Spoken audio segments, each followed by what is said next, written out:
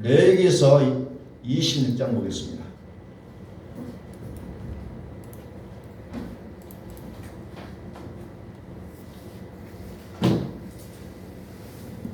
레위기서 26장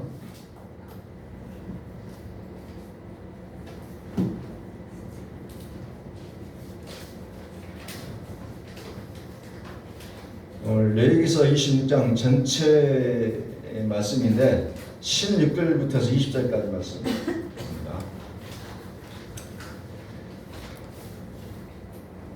내가 이같이 너희에게 행하리니 곧 내가 너희에게 놀라운 재앙을 내려 폐병과 열병으로 눈이 어둡고 생명이 쇠약하게 할 것이요 너희가 파종한 것은 헛되리니 너희의 대적이 그것을 먹을 것이며 내가 너희를 치리니 너희가 너희의 대적에게 패할 것이요 너희를 미워하는 자가 너희를 다스릴 것이며 너희는 쫓는 자가 없어도 도망하리라. 또 만일 너희가 그렇게까지 되어도 내게 청종하지 아니하면 너희의 죄로 말미암아 내가 너희를 7배나 더 징벌하리라. 내가 너희의 세력으로 말미암은 교만을 꺾고 너희의 하늘을 철과 같게 하며 너희 땅을 녹과 같게 하리니 너희의 수고가 헛될지라. 땅은 그 산물을 내지 아니하고 땅의 나무는 그 열매를 맺지 아니하리라. 아멘. 우리 선포합니다. 하나님은 살아계십니다. 하나님은 살아계십니다. 오늘 하나님께서 우리에게 말씀하신 내용은 내가 너희의 하나님이 되리라는, 내가 너희의 하나님이 되리라.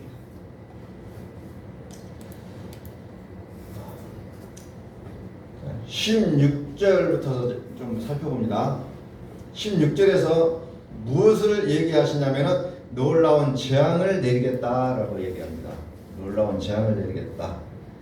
폐병과 열병으로 눈이 어둡고 생명이 쇠약하게 할 것이다.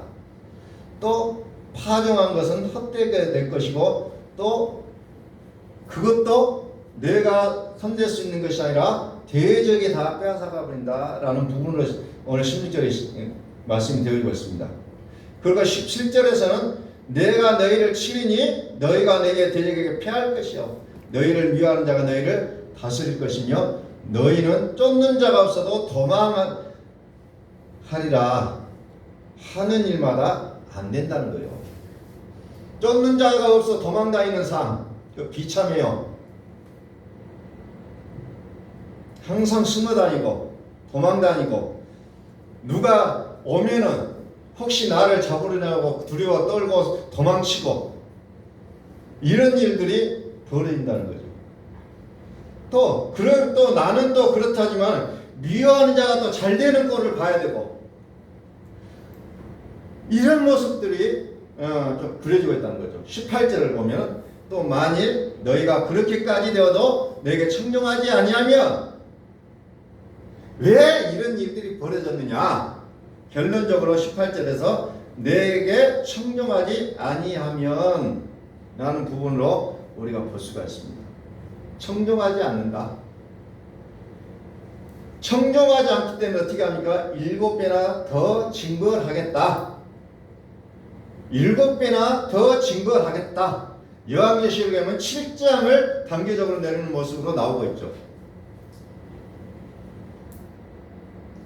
다시 말해서 이것은 여기에 나와 있는 그 대상자들이 하나님을 모르고 하나님을 안 섬긴다 그런 게 아니에요. 무슨 말입니까? 하나님의 살아계심을 믿으면서도 나의 생각, 내 뜻에 붙잡혀서 살게 되면 7배나 더 징벌하시겠다는 겁니다. 오늘날 한국교회가 무엇이 문제겠습니까? 다 나름대로 하나님을 잘 섬기고 정말 열심히 해요. 열정입니다. 헌신이 뛰어나고 전 세계적으로 한국과 같이 열심히 하는 신앙생활을 하는 사람은 없다는 거죠. 그럼에도 불구하고 왜 일들이 잘 안 되느냐? 내게 청종하지 아니하면 18절에 너희의 죄로 말미암아 내가 너희를 7배나 더 징벌할 죄라는 부분이 나옵니다. 죄. 도대체 죄로 말미암아 죄라는 게 도대체 무슨 말이냐? 죄는 제가 끊임없이 말씀드렸어요. 내가 더 열심히 살았느냐, 내가 더 많이 헌신했느냐, 내가 더 많이 헌금하고, 내가 더 예배 철저히 지키고, 이 부분을 안 했다는 것이 아니고, 무슨 말입니까? 다시 말해서 신앙의 기준을 잘못 잡은 거예요. 율법으로 의롭게 살아가는 것이 아니고 의롭게 하기 위하여 살아나셨음을 믿는 그 신앙이 본질이라는 겁니다. 의롭게 하기 위하여 살아나셨다는 것, 이것을 우리는 믿을 수 있기를 소망합니다. 나의 의로움을 통하여 의로워지는 게 아니라는 거예요. 청정이라는 말을 우리가 생각할 때 어떤 말씀이 떠오르냐면은 이사야서 55장을 우리는 대표적으로 떠오르게 되었어요. 이사야서 55장 1절부터 보면은 오라 너희 모든 목마른 자들아 물로 나오라 돈 없는 자도 오라 너희는 와서 사 먹되 돈 없이 값없이 와서 포도주와 젖을 사라 너희가 어찌하여 양식 아닌 것을 위하여 은을 달아주며 배부르게 하지 못할 것을 위하여 수고하느냐 내게 듣고 들을지어다 그리하면 너희가 좋은 것을 먹을 것이며 너희 자신들이 기름진 것으로 즐거움을 얻으리라 내게 듣고 들을지어다 라는 부분이 청정한다는 얘기예요. 청정. 우리 과거 성경과 지금 성경이 좀 번역이 좀 다르게 표현되어 있어요. 과거는 청정하라는 부분은 나오지만 지금은 듣고 들을지어다 그리하면 듣고 들을지어다 포도주와 젖을 사라고 얘기합니다. 얘기했습니다. 포도주는 여러분들이 그리스도라는 부분을 생각하고 젖은 예수의 부분으로 여러분 생각하고 있어요. 그래서 고린도 교회가 어때요? 성장하지 않아서 밥을 먹지 못하고 젖을 먹는다고 했어요. 그리스도 예수의 복음은 정말 정확하게 알고 예수의 복음 속에서 훌륭하게 살아가고 있는데 그리스도라는 개념으로 믿음이 나가지는 못하고 있는 그 모습들을 성경은 지적하고 있다는 거죠. 양식이 아닌 것을 위하여 은을 달아준다는 거죠. 양식은 어떤 양식입니까? 포도주와 젖을 얘기하고 있는 거죠. 그리고 배부르지 못할 것을 위하여 수고한다는 얘기입니다. 배부르지 못할 것을 위하여 수고한다는 거죠. 우리의 삶이 온통 기준을 잘못 잡고 있고 포인트를 잘못 잡고 있는 거예요. 그러나 나 나름대로의 최선을 다하고 있는 모습은 있다는 거예요. 그러나 하나님 보실 때 아니라는 거죠. 그게 하나님 보실 때 답답한 거예요. 무슨 말을 하면 정확히 알아먹어야 되는데 다르게 해석해버린다는 거죠. 저도 이제 누군가 이야기를 하면은 상대방도 그럴 때가 있고 저도 그럴 때가 있어요. 내 생각을 가지고 이야기를 듣고 내 생각대로 해버려요. 그럼 나중에 보면 달라져 버려요. 그분이 얘기한 것은 달라져 버려요. 우리는 매 순간 하나님의 말씀을 듣고 있으면서 내 생각에다 대입을 시키다 보니까 하나님의 말씀은 이렇게 하지만 나는 다르게 하는 부분들이 너무너무 많다는 거예요. 왜? 내 식으로 해석해버린다는 거예요. 내 식으로. 그게 굉장히 무서운 일이에요.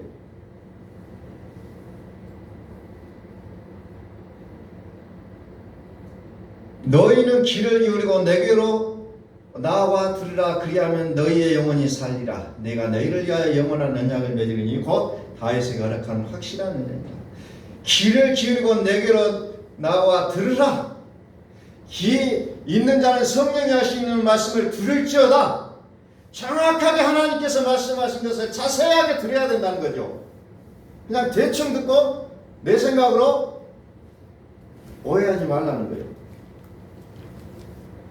그것을 레위기서 26장 16절에서부터 쭉 그것 똑같은 얘기를 하고 있는 거예요. 재앙을 내리겠다. 너희를 치겠다. 왜? 너희들이 듣지 않기 때문이라는 거죠. 듣지 않기 때문에. 자, 19절 내가 너희의 세력으로 말미암은 교만을 꺾고 하늘에 너희의 하늘을 철과 같게 하며 너희 땅을 녹과 같게 하리니 너희의 수고가 어떨지라 땅은 그 소산물을 내지 아니하고 땅의 나무는 그 열매를 맺지 아니하리라 그랬습니다. 그리고 21절 청정하지 않는다는 거죠. 청정하지 아니할진대 청정하지 않는다. 뭘 청정하지 않으니까 복음을 듣지 않는다는 게요. 왜 구약 성경을 기록했는지, 그리고 구약 성경에서 무엇을 봐야 될지 신약 성경에서 그걸 다 가르쳐주고 있어요.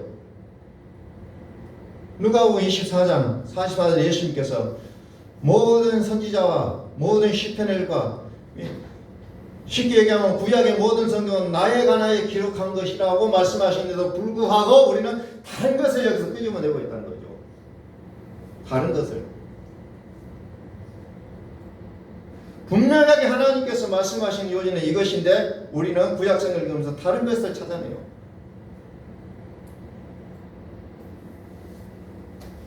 청정하지 아니한다는 거죠. 듣지를 않아요. 그리고 22절 내가 들짐승을 너희 중에 보내리니 그것들이 너희의 자녀를 움키고 너희 가축을 멸하며 너희의 수요를 줄이니 너희의 길들이 황폐하리라. 여기서 들짐승이 나옵니다. 짐승이라는 게 무슨 말이에요? 유다서 1장 10절에 보면은 이성 없는 짐승이라고 나옵니다. 이성이 없어요. 요즘 가면 갈수록 시대가 이성보다 감정과 욕심이 앞서는 시대가 돼버렸어요. 이성이 뒤떨어진다는 거죠. 이성 없는 짐승. 그래서 요한계시록은 이제 그 짐승의 수에서 666으로 이제 그게 표현이 되어지고 있죠. 이성 없이 행동하고 말씀으로 살지 않고 오직 자신의 생각들, 자기의 감정들, 자기의 육체의 욕심을 채우는 일들에 사로잡혀 있는 모습을 요한계시록은 666이라는 단어로 표현하고 있는 거죠. 완전히 하나님은 온데가 안 되었어요. 오직 자기의 정욕을 위하여 살아가는 거죠. 자기 욕심을 채우는 일에, 자기 욕구를 채우는 일에 혼신을 다하는 시대를 얘기하고 있다는 거죠. 23절 이런 일을 당하여도 너희가 내게로 돌아오지 아니하고 내게 대항할진대. 그런 일에 돌아와도 오히려 저항합니다. 하나님 이러시면 아니 되옵니다. 하나님 나한테 어찌 이럴 수가 있습니까? 라고 대항한다는 거죠. 나는 하나님 위해서 이렇게 살아오는데 하나님 왜 나에게 이런 것을 베풀어 주지 않습니까? 그 기도요. 그게 요즘 흔히 우리가 들을 수 있는 기도의 내용들. 깨닫지를 못합니다. 그러면 옆에서 뭐라 합니까? 기도하니까 당신 기도하니까 정말 훌륭한 신앙이라고 얘기해줘요. 그러면 더 우쭐해져요. 하나님이 보이지가 않습니다. 자꾸 그런 쪽으로 변하게 되어 있다는 거죠. 그러므로 우리는 너희 죄로 말미암아 너희를 7배나 더 치리라. 우리는 이런 죄가 분명해지고 우리는 또 그러면서 자백해야 된다는 거죠. 대항하지 말고.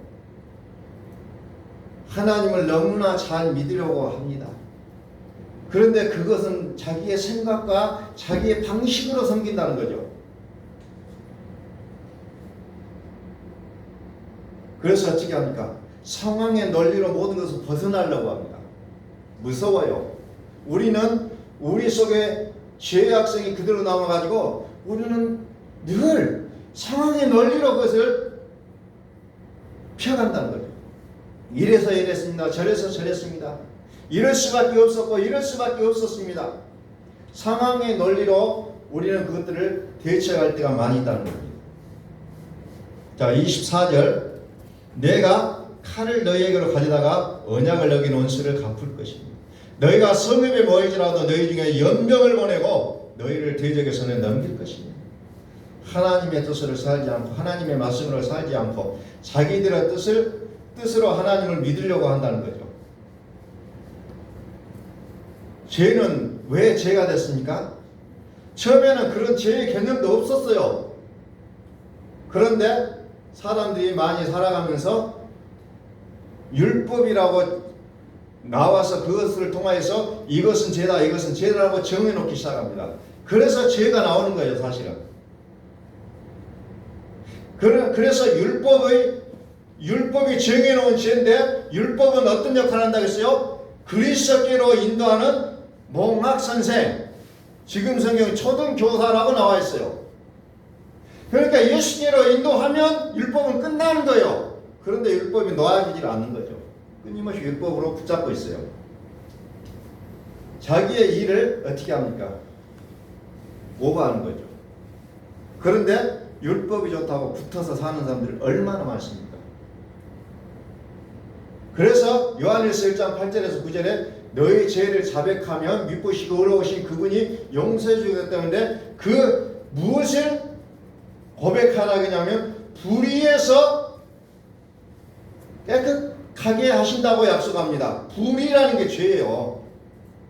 의와 반대된 개념이죠. 응? 나는 어제 누구를 만나서 그 사람이 어떤 거짓말을 하고 어떤 것을 훔쳐하고 이런 것도 죄겠지만 예수님께서 본질적으로 요구하신 건 뭐냐?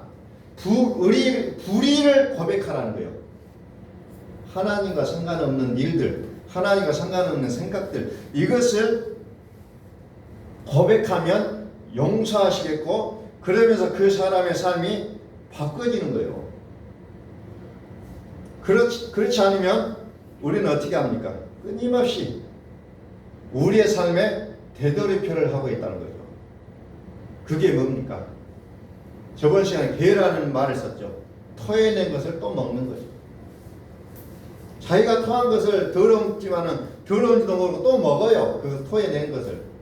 그와 같은 삶이 되어진다는 거죠. 그래서 우리의 삶은 오직 하나님의 뜻을 이루어 주시옵소서라고 우리는 기도하며 살아야 된다는 거죠. 나의 뜻을 이루어 주옵소서가 아니에요. 자, 25절, 26절 내가 너희가 의리하는 양식을 끊을 때에 열 여인이 한 하덕에서 너희 떡을 부어 저울에 달아주리니 너희가 먹어도 배부르지 아니할 것이요. 양식 아닌 것을 위하여 수고한다는 거예요. 양식을 끊겠다. 자, 27절 너희가 이같이 될지라도 내게 청종하지 아니하고 내게 대항할진대 내가 진노로 너희에게 대항하되 너희의 죄로 말미암아 7배나 더 증거하니 너희가 아들의 살을 먹을 것이요 딸의 살을 먹을 것이며 내가 너희의 산당들을 헐며 너희의 분향단을 부수고 너희의 시체들을 부서진 우상들 위에 던지고 내 마음이 너희를 싫어할 것이다. 열심히 신앙생활을 하는 것도 우리가 버리라는 거예요. 사실상 우리는 근데 내가 어떻게 열심히 해보자, 우리의 마음의 구조는 그렇게 되어 있어요. 그렇게 말하면 아니 도대체 뭔 소리냐고 얘기합니다. 그럼 뭘 어째란 말이냐.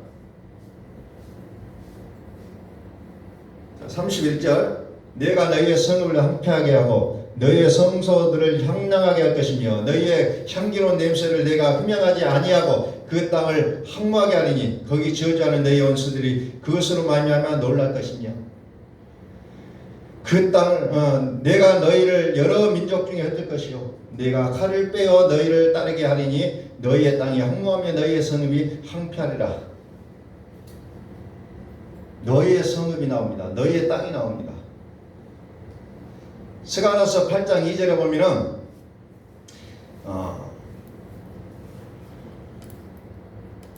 만군의 여호와가 이같이 말하노라.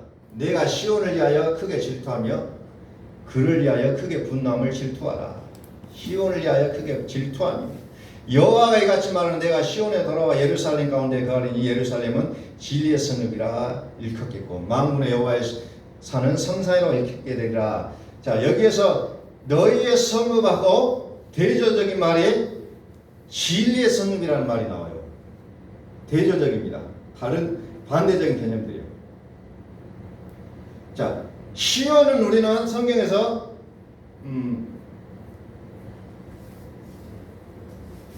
그러니까 바벨론을 섬기고 있는 모습으로 쭉 설명이 되고 있어요. 자, 너희의 성읍, 또 진리의 성읍, 너희의 성읍, 진리의 성읍.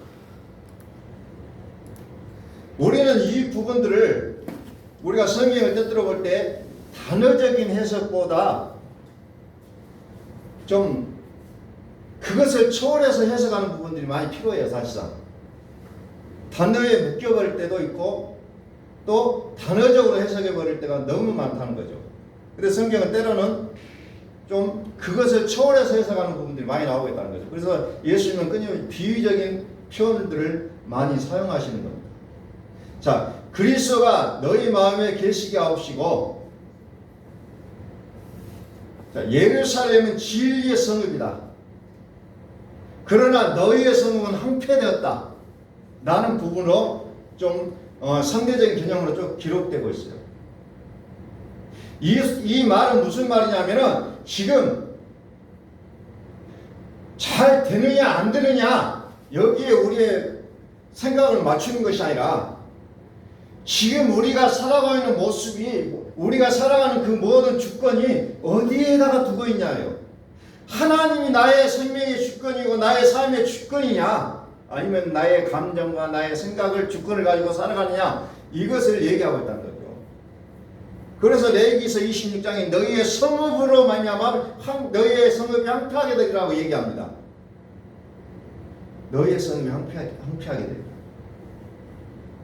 그러나 진리의 성읍, 진리의 성읍은 하나님께서 함께 하신다는 거죠. 진리의 성읍. 나의 생명의 주권이 나에게 있느냐 하나님께 있느냐 이 부분을 얘기하고 있다는 거죠. 자, 34절 26장 34절 너희가 원수의 땅에 살 동안에 너희의 본토가 황폐할 것이므로 땅이 안식을 누릴 것이라. 그때 땅이 안식을 누리리니. 예. 본토라는 것은 하나님이 거하시는 믿음의 땅을 얘기하고 있죠. 즉 그 땅은 우리 마음이 돼야 된다는 거죠. 하나님이 거하시는 땅. 그래서 이것이 33절과 어떻게 보면 같은 내용이라는 거죠. 33절 34절 같은 내용으로 기록이 되어 있는 거죠. 열심히 하고자 하는 그 신앙이 끝나는 것을 황폐케 됐다고 얘기하죠. 그 다음 40절 그들이 나를 거스린 잘못으로 자기의 지역과 그들의 조상의 죄악을 자복하고 또 그들이 내게 대항함으로 죄악의 형벌을 쭉 설명하고 있죠. 복음으로 살지 않냐고 하는 그 죄악들 그 부분들을 쭉 다루고 있죠. 41절에서부터 쭉 그 내용이 또 나옵니다. 그래서 법이라는 게 또 나오죠. 41절 그래서 쭉 42절 43절 그들이 내 법도를 싫어하며 내 길을 멸시함으로 그 땅을 따라서 사람이 없을 때에 그 땅은 황폐하여 안식을 누릴 것이요 그들은 자기의 죄악의 형벌을 기쁘게 받으림이라. 그래서 이 법도라는 게 뭐냐? 생명의 성령의 법을 우리가 생각할 수가 있다는 거죠. 그 안식하리라. 어떻게 해야 안식합니까? 내가 내 짐을 잔뜩 지고 갈 때는 안식이라는 게 없어요. 그래서 성경이 뭐랍니까? 수고하고 무거운 짐자들아 다 내게로 오리라. 내가 너를 쉬게 하리라. 예수님께서 말씀하시잖아요. 우리는 우리의 짐을 잔뜩 등짐을 지고 다닐 때는 절대로 안식이라는 표현이 나오지가 않아요. 다 내려놔야 된다는 거죠. 그리고 예수님께서 지우는 그 짐은 가볍다겠어요. 그 짐을 바꿔줘야 된다는 거죠. 우리가. 그런데 우리는 우리의 사고가 내 짐을 내가 잔뜩 지고 가는 것으로 나의 모든 시스템이 되어 있어요. 그러니까 내려놓아라. 스톱하라. 그러면 그것이 도대체 이해가 안 되게 되어 있다는 거예요. 도대체가 이해가 안 돼요. 수고하고 무거운 짐자들아 다 내게로 오라. 내가 너희를 쉬게 하리라. 그리스도 예수 앞에서 우리의 모든 짐을 내려놓을 수 있기를 소망합니다. 내려놔야 해요. 그래야 44절에 이제 안식이 온다는 거죠. 안식. 쉼. 즉 쉰다는 것은 무슨 말이냐면은 하나님이 하시겠다는 거예요. 너 이제 그만해라. 내가 해주겠다. 내가 하겠다는 거예요. 자, 그래서 레위기서 26장 다시 1절부터 좀 봅니다. 1절부터. 너희는 자기를 위하여 우상을 만들지 말지니 조각한 것이나 주상을 세우지 말며 너희 땅에 조각한 석상을 세우고 그에게 경배하지 말라. 나는 너희 하나님 여호와이니라. 너희는 내 안식일을 지키며 내 성소를 경외하라. 나는 여호와니라. 너희는 내 안식일을 지키며, 안식일의 주인이 누구라겠습니까? 예수님이라겠잖아요. 그 안식일을 지키라. 이 말은 무슨 말입니까? 안식일의 주인을 놓치지 말라는 거예요. 내가 오늘 주일날이면 우리 교회 법에 주일날은 사지도 말고 돌아다니도 말고 뭐 TV도 보면 뭐 이런 것들이 길비하게 기록되어 있습니다. 하지 말아요. 주일날은 가만히 있어라. 도대체 그 가만히 있는다는 개념이 뭘까? 저 지금도 그 개념을 못 찾았어요, 사실은.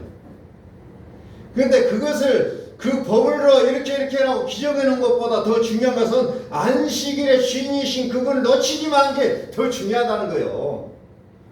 그러니 요즘 사람들이 안식일은 뭐 사지 마라, 쇼핑하지 말아라, 오락을 즐기지 말아라, 안 하는 사람 어디가 있습니까? 사실은 다 해요.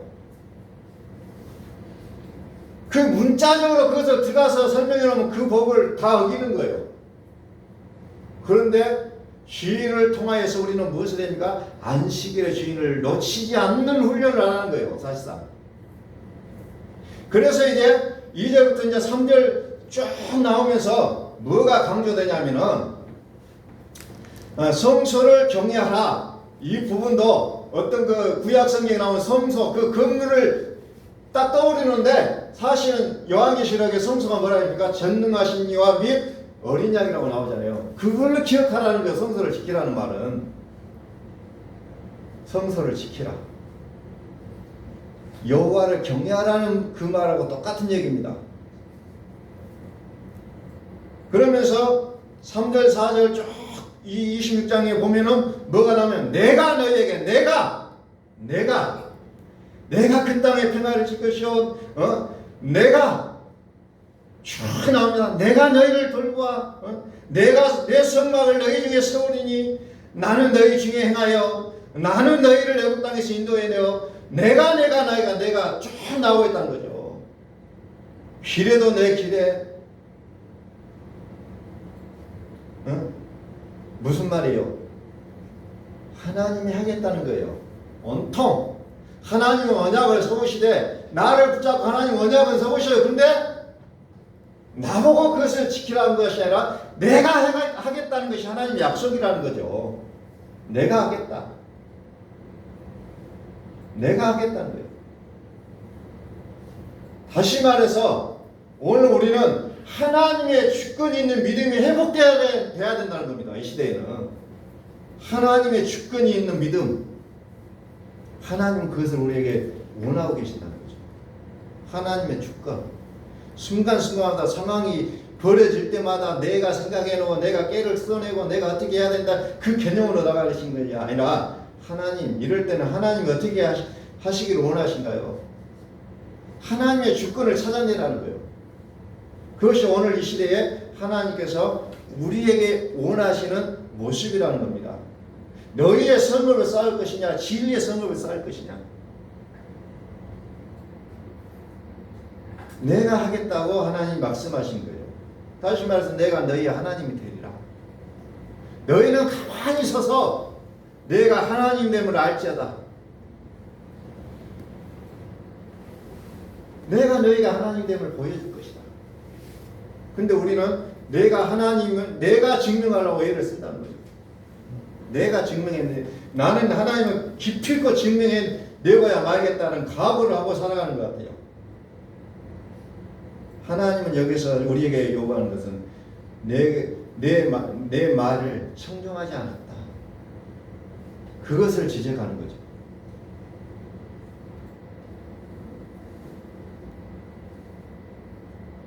여전히 하나님을 하지 않냐고 하나님 아니 너에게로, 너의 생각으로, 너의 어떤 경험치로 뭔가를 했느냐. 내 말을 좀 들으라. 내 말을. 그리고 황폐해진 너의 마음을 좀 들여다보라.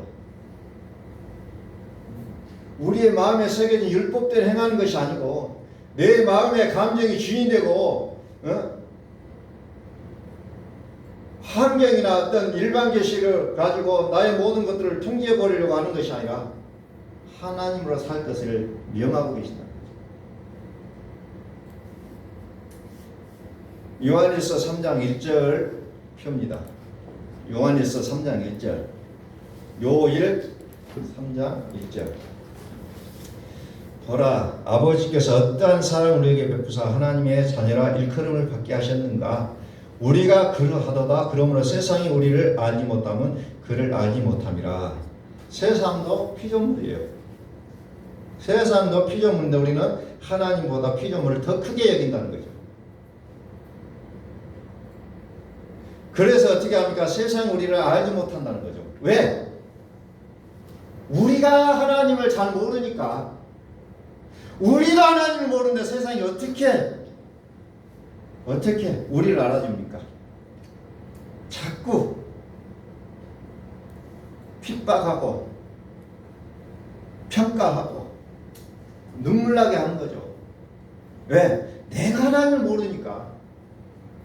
내가 하나님을 잘 알면 세상 우리를 함부로 할 수가 없다는 거죠. 내가 하나님을 모르기 때문에 그런 일을 당할 수밖에 없다는 거예요. 우리 다시 한번 선포합니다. 하나님은 살아계십니다. 하나님은 살아계십니다. 철저하게 하나님의 살아계심을 믿어야 되는 겁니다. 철저하게 하나님 내 안에 살아계시기를 우리는 초청하셔야 된다는 거죠. 2절 사랑하는 자들아 우리가 지금은 하나님의 자녀라.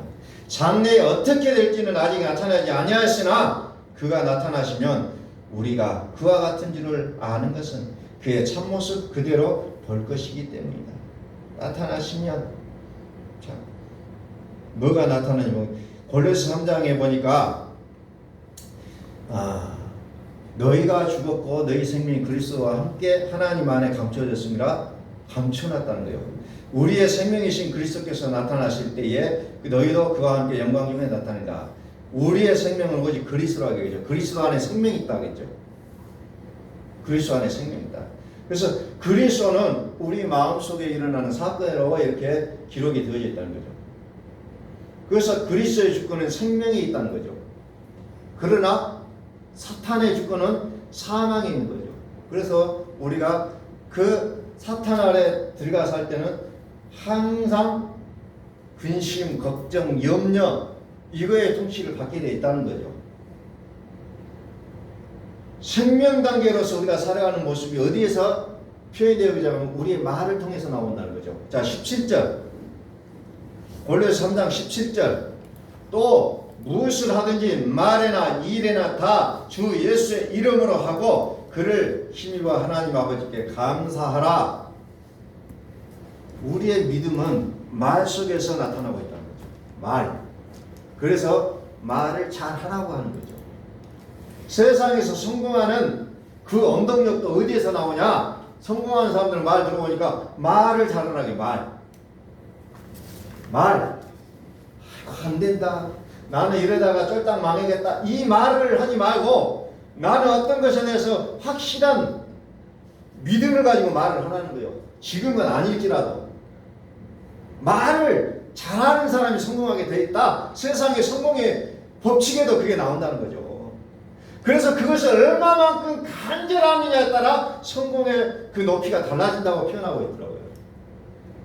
근데 예수 그리스도 천지의 창조주이신 하나님을 믿고 모든 생명의 근원이신 그 그리스도를 믿는다고 하는 우리의 말 속에서 엉뚱한 소리가 나오면 안 된다는 거예요. 우리의 말. 자녀들을 보면서 부정적인 얘기도 할 이유가 없는 거예요. 왜? 하나님이 살아계시기 때문에 하나님은 그 자녀를 붙잡고 가신다는 거예요. 물론 저도 그런 부분에서 자유하지는 않았어요. 끊임없이 싸웠던 부분들이에요. 왜?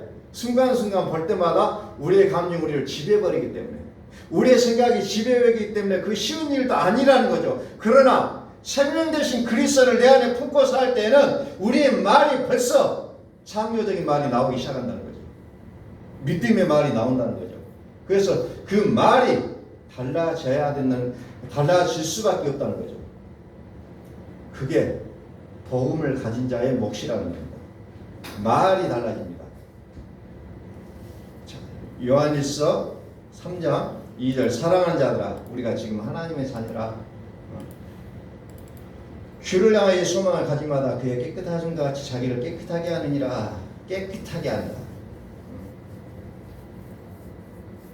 죄 아래 있을 때 고통과 묶임과 황폐함의 원인이 됐다고 레위기서 26장 16절부터 우리가 살펴봤어요. 그러나 우리는 그리스도 안에 생명으로 살게 됐다는 거죠. 생명의 성령으로. 자, 깨끗하게 한다. 그의 깨끗하심과 같이 자기를 깨끗하게 하느니라. 이 부분을 보기 위해서 고린도후서 7장 1절을 한번 펴봅니다. 고린도후서 7장 1절. 그런즉 사랑하는 자들아, 이 약속을 가진 우리는 하나님을 두려워하는 가운데서 거룩함을 온전히 이루어 육과 영의 온갖 더러운 것에서 자신을 깨끗하게 하자라고 나옵니다. 깨끗하게 하자. 깨끗하게 하라. 이 부분만 보면 주의 온전하신 같이 너희도 온전하라. 아버지가 거룩하신 같이 너희도 거룩해라. 자비하신 같이 너희도 자비하라. 이 말이 생각이 나요. 근데 10절 봅니다. 고린도후서 7장 10절. 하나님의 뜻대로 하는 근심은 후회할 것이 없는 구원에 이르게 하는 회개를 이루는 것이요, 세상 근심은 사망을 이루느니라. 세상 근심은 사망으로 가게 됐죠. 그러나 하나님께서 인정하신 근심은 구원에 이르게 한다고 했어요. 너희 자신의 깨끗함을 통해서 나타내었느니라. 자, 11절. 보라, 하나님의 뜻대로 하게 된 이 근심이 너희로 얼마나 간절하게 하며 얼마나 변증하게 하며 얼마나 분하게 하며 얼마나 더럽게 하며 두렵게 하며 사모하게 하며 얼마나 열심히 있게 하며 얼마나 벌하게 하였는가. 너희가 그 일에 대하여 너희 일체 너희 자신의 깨끗함을 나타내었니라. 근심 있고 또 간절이 있고 변증이 있고 뭐 분하게 하고 두렵기도 하고 뭐 이런 부분 쭉 나와요. 그의 깨끗하심과 같이 자기를 깨끗하게 하라. 이 부분이 무슨 말이냐? 요한일서 3장 4절에 보니까 죄를 짓는 자마다 불법을 행하느니라. 죄는 불법이라 하면서 율법적인 해석에서 완전히 벗어날 것을 얘기하고 있습니다. 율법적인 해석에서 자신을 깨끗하게 하라. 자신이 더럽다. 또 깨끗하게 하라. 그 말은 이제 반대적인 말은 더럽다는 얘기죠. 거룩하고는 상관이 없는 얘기예요. 그러나 성경에는 거룩한 성, 예루살렘 성이라는 게 나오죠. 진리의 성. 예루살렘은 진리의 성이라고 했어요. 그러나 너희의 성읍은 또 완전히 반대적인 개념이죠. 그래서 그리스도의 마음이 결국 우리 속에서 이제 이루어질 것을 얘기하는 거죠.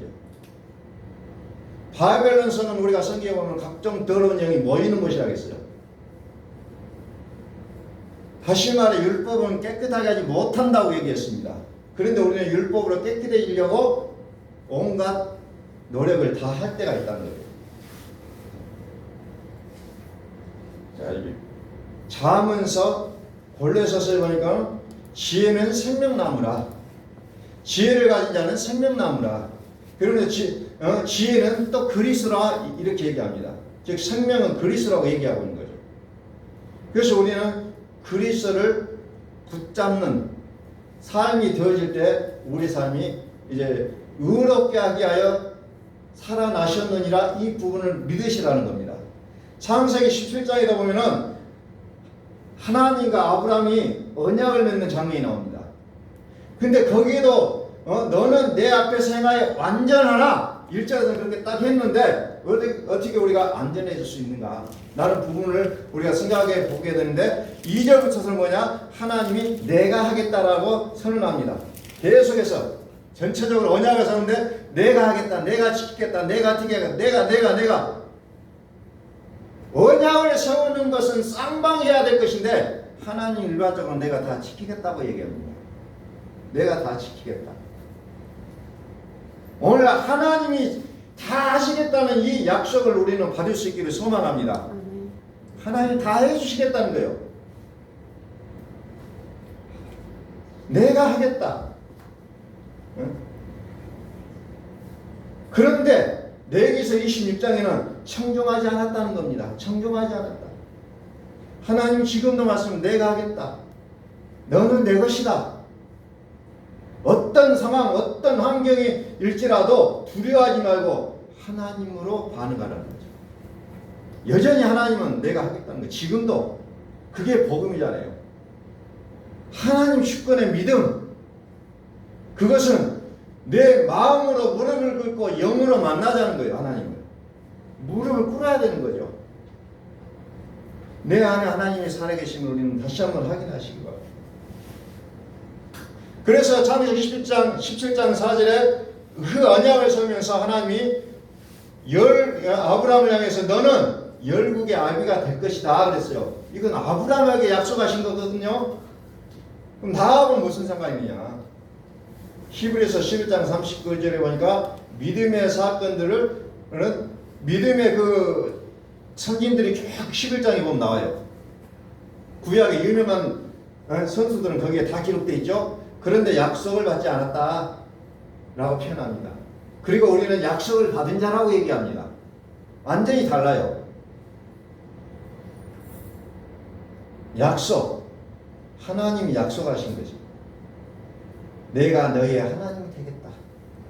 그게 레위기서 26장의 전체적인 내용입니다. 내가 너희의 하나님이 되겠다. 내가 너희의 하나님이 되겠다. 자, 고린도후서 6장 14절을 한번 펴봅니다. 고린도후서 6장 14절. 여기도 우리가 믿는 자와 믿지 않는 자와 결혼의 문제를 다뤘던 부분이잖아요. 우리는 그것을 뛰어넘어서 우리는 이 말씀을 본론적으로 들어가서 깨달을 수 있어야 됩니다. 다시 이것은 무슨 얘기냐면 율법적인 믿음에서 벗어나라는 그 내용을 이제 세상의 결혼관을 통해서 설명해 주고 있는 거예요. 율법적인 믿음에서 벗어나라. 율법적인 믿음. 생명의 성령의 법으로 사느냐, 죄와 사망의 법으로 사느냐. 우리는 이거의 선택의 기로에 서 있다는 겁니다. 우리의 삶이. 그러면서 하나님은 끊임없이 말하기를 내게 오라. 그런데 너희는 오지 않는다는 거죠. 내게 오라. 그러나 너희는 왜 오지 않는가? 그래서 너희는 믿지 않는 자와 멍에를 함께 매지 말라. 의와 불법이 어찌 함께 하며 빛과 어둠이 어찌 사귀며 그리스도와 배리하리 어찌 조화되며 믿는 자와 믿지 않는 자가 어찌 상관하며 하나님의 성전과 우상이 어찌 일치가 되리요. 우리는 살아계신 하나님의 성전이라. 이와 같이 하나님께서 이르시되 내가 그들 가운데 거하며 두루 행하며 나는 그들의 하나님이 되고 그들은 나의 백성이 되리라. 이렇게 설명하고 있잖아요. 결혼을 얘기하고자 하는 것이 아니라 내가 너희와 함께 살겠다는 거예요. 결론은 그거예요. 결혼해서 사는 것처럼 하나님이 우리와 살겠다는 거죠. 그것을 얘기하고 있다는 거죠.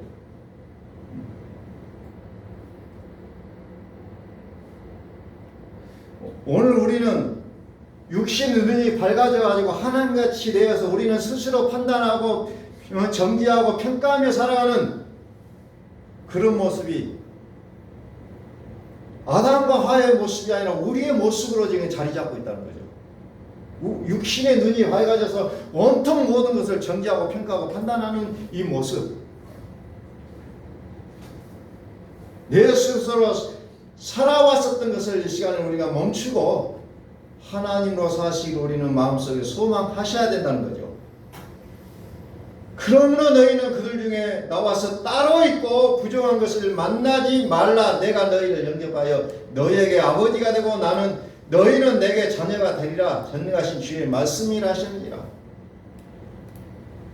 오늘 하나님이 우리의 언약하십니다. 그리고 그분 말씀하시고 나는 너희의 하나님이 되리라. 오늘 하나님께서 우리 안에 사시겠다고 하신 이 약속이 우리 삶 속에서 분명하게 이루어질 수 있기를 주의 이름으로 소망합니다. 우리 기도하겠습니다.